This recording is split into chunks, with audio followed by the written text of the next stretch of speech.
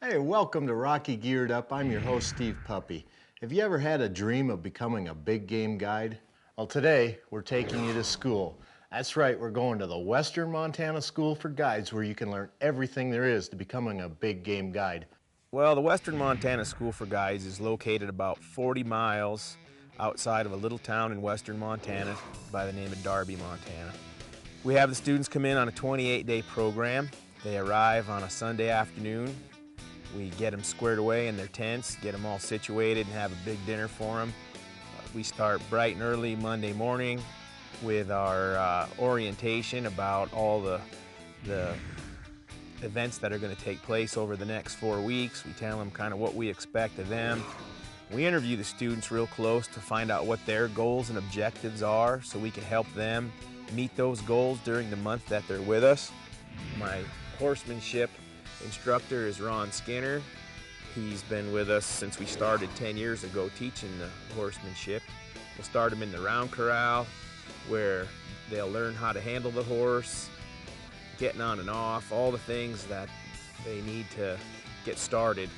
From there we'll progress, we'll head out into the pasture, inside the pasture, and ride around, have the students put the horse where they want it to go instead of where the horse wants to go.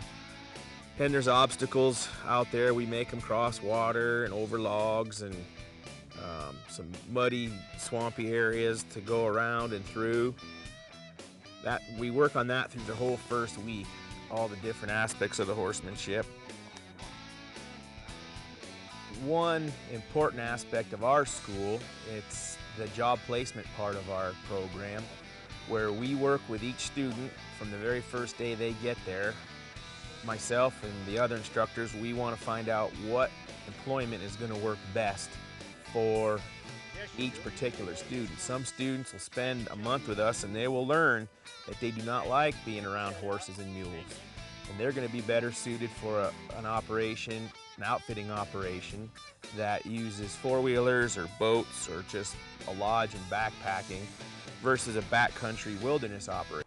One of the biggest calls for guide employment from outfitters that we hear the most of is outfitters that are looking for backcountry guides. And when I say backcountry, I'm talking about an operation that uses horses and mules to pack in all their gear and equipment into the backcountry, anywhere from 3 miles to 50 miles or more, their camps and their whole hunting area.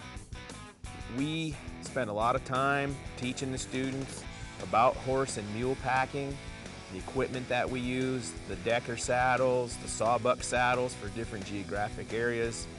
We teach them about manning loads traditionally. We teach them the importance of balancing the load, fitting the pack saddle to the mule or horse. I'll say mule because that's most of what we pack is mules, and most outfitters are using mules. They use panniers in some operations. You see a lot of them with top packs and diamond hitches.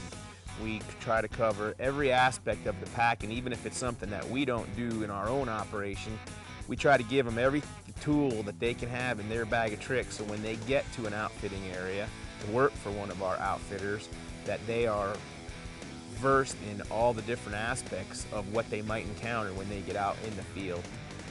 We're going to try to make it as tight as we can. We can't push our knot for well, okay? So when we get to the end here, okay, we put our last half hitch, okay?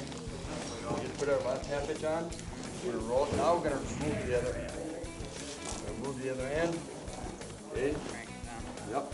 That way, we can do either one here. That way. So as the school's progressing, we have outfitters that call us and give us a description of what they're looking for in a guide. If they have a backcountry wilderness area in Colorado, or if they have a fly-in Alaska operation or a duck and goose operation in Maryland to a turkey whitetail operation in Alabama. And then as the class progresses, we give the students that are best suited for each individual outfitter the leads and help line up the interviews, sometimes on the phone. We have outfitters local from Idaho, Montana, that will come to the school and do interviews with the students that are interested in employment with that particular outfitter. Another part of our curriculum is beginning horseshoeing. We like to call it changing a tire. When the end of the day comes after the students have finished shoeing the stock and they're actually bent over underneath the horse all day, they're not going to be a horseshoer when they leave, but they'll know how to put a shoe on. And the reason we do that is most of the operations that the guides are starting jobs are horseback mule operations. So we have a guest instructor come in and he specializes in horseshoeing. That's what he does for a living full time.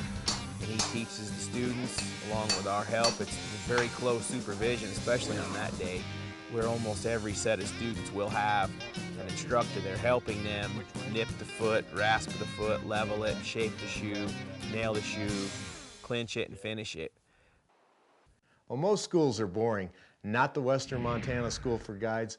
It's a great curriculum, a lot of activities, a lot of information. If you like the outdoors, you might want to check it out. If you'd like more information on the Western Montana School for Guides, give us a call at 1-800-946-6778 or visit us on the web at guidetraining.com.